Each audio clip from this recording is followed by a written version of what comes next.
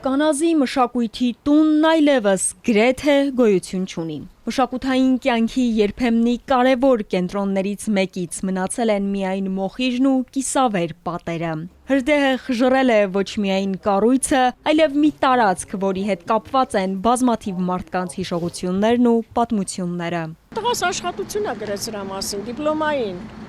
Մի քանի քանդակների ու պրիտոմ մեր շենքի մասին։ Անուն ազգանով ասեց ով ճարտարապետը։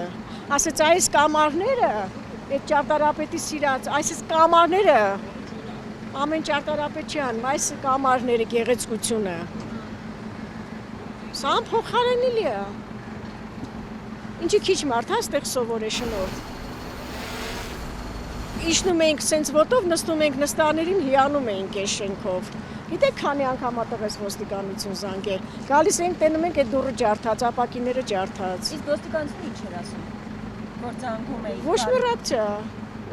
Այդ դուռը հանդարտ բաց էր, բոմժանոց էր այդտեղ։ Բեմից ոչինչ չի մնացել։ Օթյակներն ու սանդուղքները փլվել են։ Համերգների, միջոցառումների ու մարդկանց ուրախության հնչյունները հիմա միայն հիշողություններում են։ Լևոն Պապն էլ այստեղ մոտ 70 տարի առաջ ակորդեոնի դասերի է գնացել։ Բնակիչներն ասում են, դժվար է գտնել մեկին, ով այս շենքի հետ կապված հիշողություն չունի։ Տարիներ շարունակ այստեղ են անցկացվել համերգներ, փորձեր, մի ամբողջ սերունդ հենց այս դահլիճներում է առաջին անգամ առնչվել արվեստին։ Գնացինք խաղմածես, ասենք տիրություն արեք,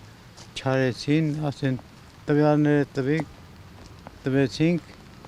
թողեցին էլի, հետո թաղապետարան են գնացել Գագոն այդ Սարիբեկյանը։ Շենքն առանձնանում էր իր ճարտարապետական հմայքով։ Սյուներով ու խոյակներով ձևավորված կամարաշարը, բեմի ու օթյակների գեղեցիկ համադրությունը, քանդակներով զարդարված ճակատը տալիս էին նրան յուրահատուկ հիշվող կերպար։ Ամեն մի անկյուն նրբորեն ու ազգային տարերով ձևավորված վկայում էր, որ սա ոչ միայն գործառնական շենք էր, այլև արվեստի ու մշակույթի կենդանի արտացոլանք։ Կադրերը տեքստի հակադրությունն են, պատերին հիմա մնացել են միայն անիմաստ գրություններ։ Բնակիչների խոսքով վերջին տարիներին շենքը դարձել էր անտունների ու թափառող կենդանիների հավաքատեղի։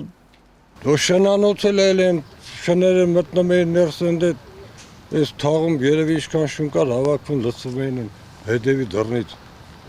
Եղել է, անտերություն է եղել է։ Մենք են քանի անգամ դարել լակոտ-լուկոտին գալիս դե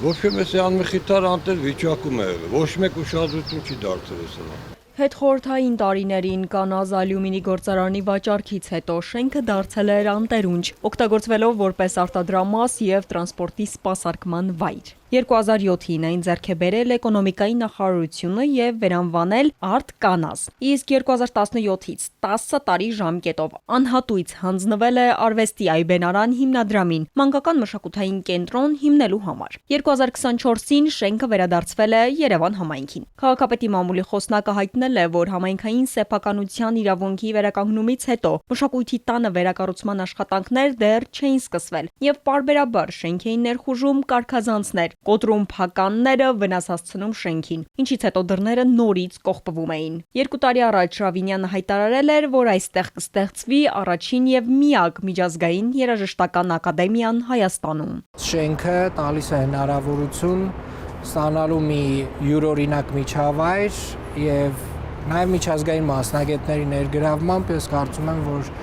այդ ոլորտում կրթությունը մեկ նոր ավելի բարձր մակարդակի ենք հասցնելու։ Քաղաքապետարանը նշում է, որ կառույցի ճարտարապետական դիմագիծը պահպանվելու է, առաքելությունը մնալու է նույնը, բայց կոնցեպտն է լինելու նոր։ STEAM կենտրոնը լինելու է բազմաֆունկցիոնալ հարթակ՝ գիտության, տեխնոլոգիայի, ճարտարագիտության, արվեստի ու մաթեմատիկայի համադրությամբ։ Լուրեր էին տարածվում նաև, թե շենքի տեղում հյուրանոց է լինելու։ Սա պաշտոնապես հերքել է վարչական շրջանի ղեկավարը։